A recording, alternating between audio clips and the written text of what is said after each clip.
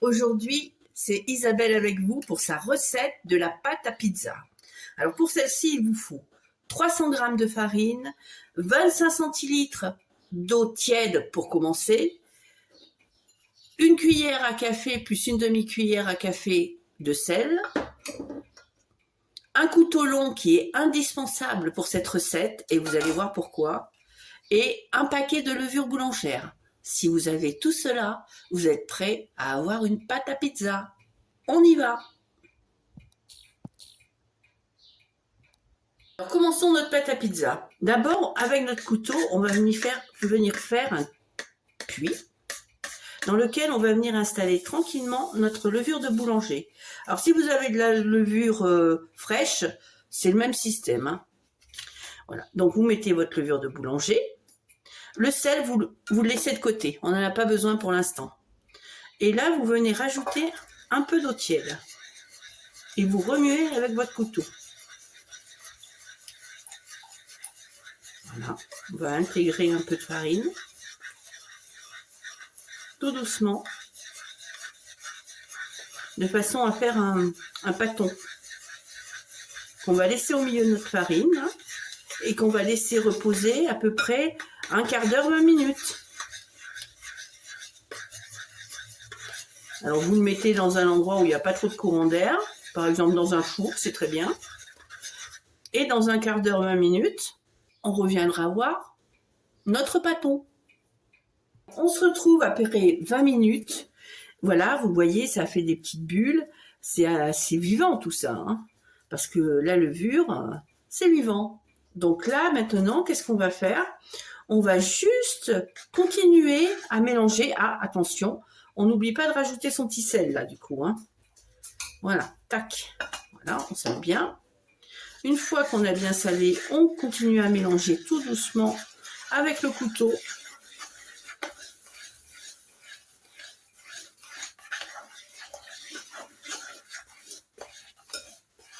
Je fais pareil avec la pâte à pain. Hein.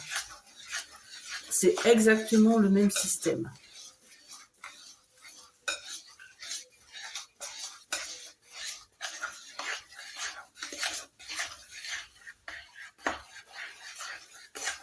Alors vous rajoutez de l'eau, tant que vous en avez besoin, tiède, hein, de l'eau tiède. Ne mettez pas de l'eau froide.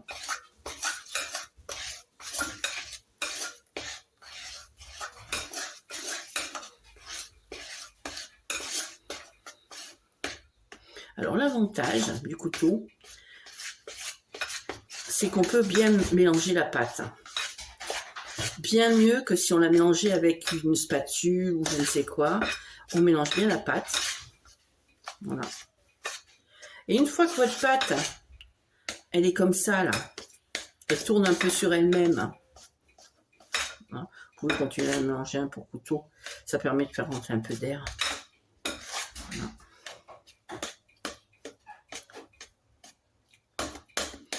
Elle est pas mal.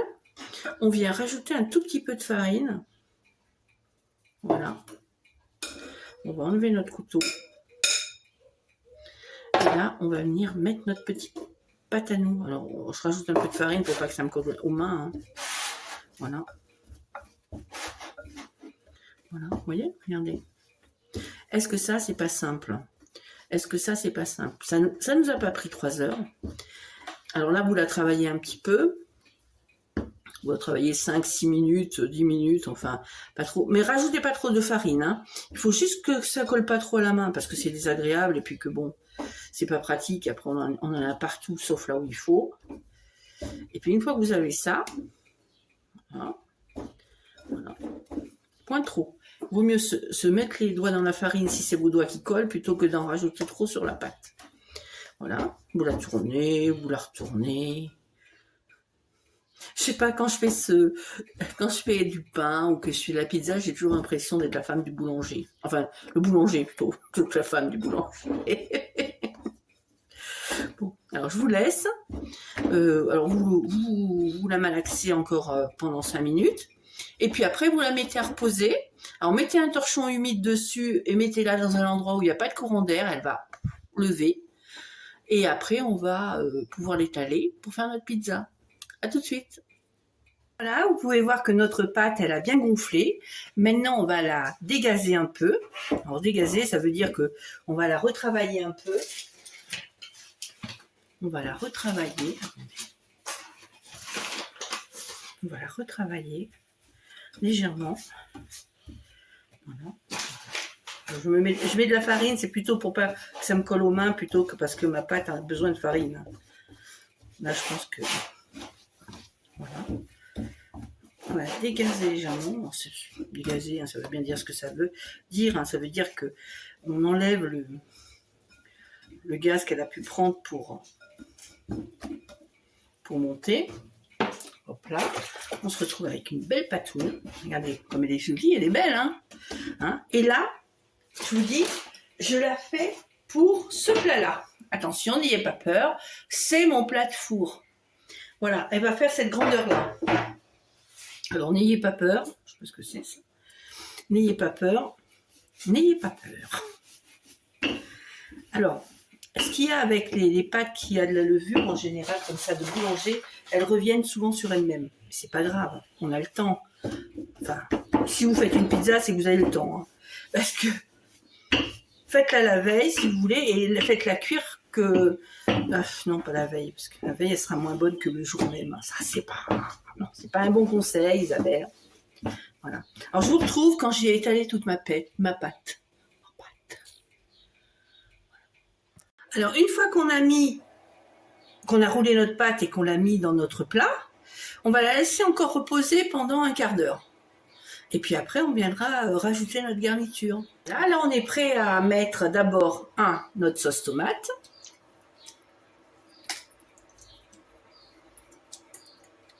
Alors moi, je la centralise et puis après, je l'étale. Hein. Faut pas que ce soit hyper épais. Hein.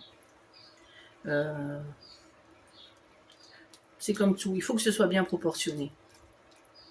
Si vous en mettez trop, moi j'aime pas trop quand il y a trop de sauce tomate, etc. J'aime bien cette harmonie qui est entre la pâte à pain, en fin de compte, qui est la pâte à pizza, et puis la sauce tomate et les éléments qui composent la garniture. Hein.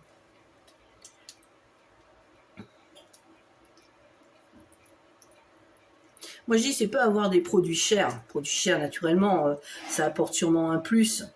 Mais c'est surtout faire les plats avec amour. Quand on fait un plat avec amour et qu'on a envie de partager, qu'on a envie de faire plaisir, et ben, ça change la donne. On fait avec ce qu'on a, mais on fait avec bonheur et amour. Alors là, maintenant, je vais mettre mes petits anchois. J'adore les anchois. Alors j'espère que je vous casse pas trop les pieds, parce que j'ai décidé de faire cette vidéo un peu sans phare, sans trop filtrer ce que je dis. Je me suis dit, bon, j'espère que ça va leur plaire. Puis bon.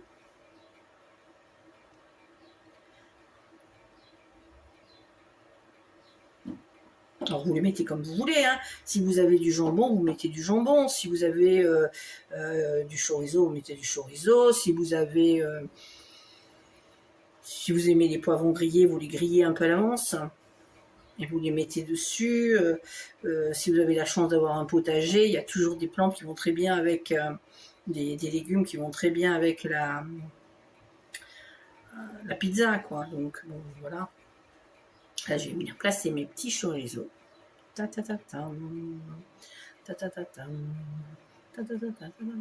c'est pas la quantité qui fait la qualité d'un plat, je le redis. Hein, moi j'en mets un peu par-ci par-là. Comme ça, quand on tombe sur le chorizo, on est content de tomber dessus. Voilà. Je mets mon gruyère. Alors, vous pouvez mettre de la mozzarella, vous pouvez mettre du bleu, vous pouvez mettre du Cantal, vous pouvez mettre tous les fromages que vous voulez. Hein. Moi, je vous la fais comme je la fais d'habitude. Enfin, celle-ci, je la fais pas pour les ados, parce que les ados et les anchois, je sais pas, mais je la fais pareil avec du jambon, on va dire. Voilà. Les anchois, des fois, ils aiment beaucoup, des fois, ils aiment pas du tout. Encore, comme je suis pour le consensus, j'en préfère.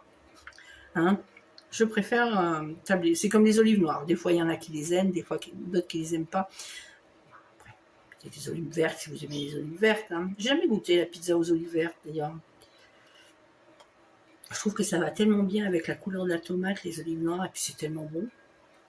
Voilà, je pense que là, il y en a à 7. Voilà, c'est bon. C'est bon comme ça, allez. Oh, allez, il m'en reste une, allez. Tiens, on va pas chipoter, on va la mettre là, voilà. On va faire comme ça, voilà. Hop, voilà. Artistiquement, c'est plus joli. Voilà. Donc là, on a notre pizza qui est faite. On n'oublie pas de préchauffer son four à 240 degrés. Et une fois que le four est à température, hop, on enfourne. Je vous dirais 10 minutes, un quart d'heure. Voilà. Et après, la meute peut venir. Voilà, notre pizza est fin prête. Vous pouvez soit la manger tout de suite, alors laissez-la un peu plus longtemps que moi, parce que moi j'ai sorti au bout de 10 minutes, mais vous auriez pu la sortir au bout de 15 et la manger maintenant. Moi je la sors un peu avant, justement, pour pouvoir soit en congeler des morceaux, que je fais recuire pendant 5 minutes au four, comme ça elle est comme si je venais de la faire. Et sinon vous pouvez la laisser comme ça pré-cuite 10 minutes et la remettre au four pendant 5 à 6 minutes, juste avant de la manger, soit avec votre famille ou avec des invités, des amis, enfin. Alors, j'espère que cette vidéo vous a plu, que vous avez aimé la recette.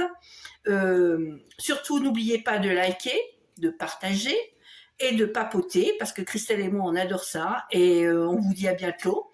Et surtout, bonne pizza. Au revoir.